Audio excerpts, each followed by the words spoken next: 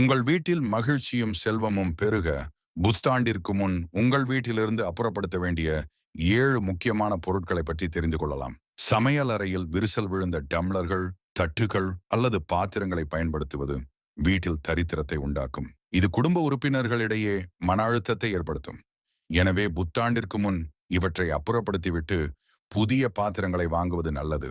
ஓடாத அல்லது பழுதான கடிகாரங்கள் உங்கள் வாழ்க்கையின் முன்னேற்றத்தை தடுத்து நிதி நெருக்கடியை உண்டாக்கும். பழுதான கடிகாரங்களை உடனே சரி செய்யுங்கள் அல்லது வீட்டிலிருந்து அகற்றிவிடுங்கள். பூஜை அறையில் உடைந்த சிலைகள் அல்லது கிழிந்த சாமி படங்களை வைத்திருப்பது எதிர்மறை ஆற்றலை ஈர்க்கும். இது தெய்வ அருளை குறிக்கும் என்பதால் இவற்றை ஓடும் நீரில் விடலாம் அல்லது மக்கள் நடமாட்டமில்லாத மரத்தடியில் வைக்கலாம். பயன்படுத்தாத பழைய காலணிகளின் குவியல் மற்றும் கிழிந்த துணிகள் வீட்டின் முன்னேற்றத்தை தடுத்து எதிர்மறை எண்ணங்களை உருவாக்கும்.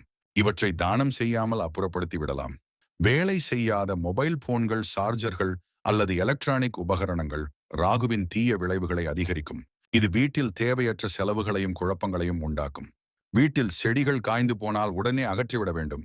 ஆய்ந்த அல்லது முட்கள் நிறைந்த செடிகள் வீட்டின் அமைதியை கெடுத்து வளர்ச்சியை பாதிக்கும்.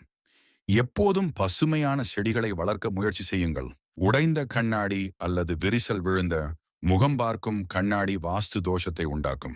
இது வீட்டில் விபத்துகள் மற்றும் குடும்ப சண்டைகளுக்கு வழிவகுக்கும் என்பதால் இவற்றை உடனடியாக அகற்றுவது அவசியம்.